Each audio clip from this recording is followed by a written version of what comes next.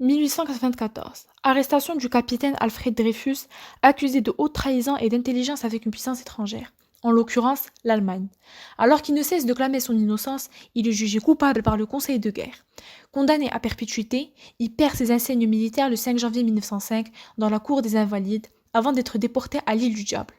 Son frère, Mathieu Dreyfus, convaincu de son innocence, décide d'engager un écrivain, Bernard Lazare, pour réunir des preuves permettant d'inverser le jugement et faire reconnaître l'erreur judiciaire. Plusieurs autres personnages connus y prennent part. Universitaires, scientifiques, écrivains se regroupent pour demander la révision du procès Dreyfus. Comme le souligne Michel Binoc, si l'engagement des intellectuels n'est pas inédit, en revanche, ce qui est nouveau, c'est la naissance de l'aspect collectif massif. Quel rôle les intellectuels ont-ils joué alors dans la mobilisation et l'évolution de l'affaire Dreyfus? Après le procès du commandant Esterhazy finalement disculpé, Émile Zola décide d'en appeler au sursaut républicain en adressant au président de la République Félix Faure une lettre ouverte publiée le 13 janvier 1898 dans l'Aurore. C'est son fameux J'accuse. C'est avec cet article que l'affaire Dreyfus cesse d'être une affaire purement judiciaire pour devenir aussitôt une affaire politique. La lettre ouverte de Zola représente le point de vue des Dreyfusards, c'est-à-dire ceux qui, persuadés de l'innocence de Dreyfus, veulent une révision de son procès. Zola donne plusieurs arguments dans ce sens.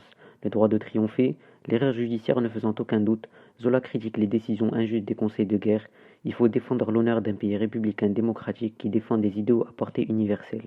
Par cet acte spectaculaire qui est de s'adresser directement et ouvertement au chef d'État, Zola veut provoquer un choc dans l'opinion en faveur de Dreyfus, que l'enquête ait lieu au grand jour. Même s'il prend des risques personnels, être traduit en cour d'assises pour diffamation puisqu'il dénonce des responsables politiques et militaires, sa lettre a effectivement alors un grand écho et déclenche une guerre de la presse car le champ adverse va aussi s'en saisir pour faire valoir ses idées.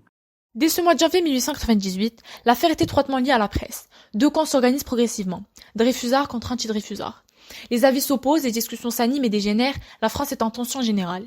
L'antisémitisme est évidemment au cœur du débat, en plus de plonger la Troisième République dans une crise sans précédent. Dans ce sens, on retrouve l'état de la question, publié dans le journal par Maurice Barrès le 4 octobre 1898. Article de presse qui représente le point de vue des anti-Dreyfusards qui refusent tout nouveau jugement de Dreyfus, même innocenté dans les faits. Pour lui, la grandeur nationale doit l'emporter sur les droits d'un homme qui continue de considérer comme un traître alors que cette accusation n'a pas lieu d'être. La raison d'État doit primer sur les sentiments particuliers dans cette affaire. Il s'oppose donc au Dreyfusard par nationalisme. Il ne veut pas qu'il soit porté atteinte au prestige de l'armée en discréditant son état-major au moment où la France cherche à prendre sa revanche militaire après sa défaite en 1871 contre l'Allemagne, qui a ainsi annexé l'Alsace-Lorraine. Faire revenir la justice militaire sur sa commandation de Dreyfus serait l'affaiblir.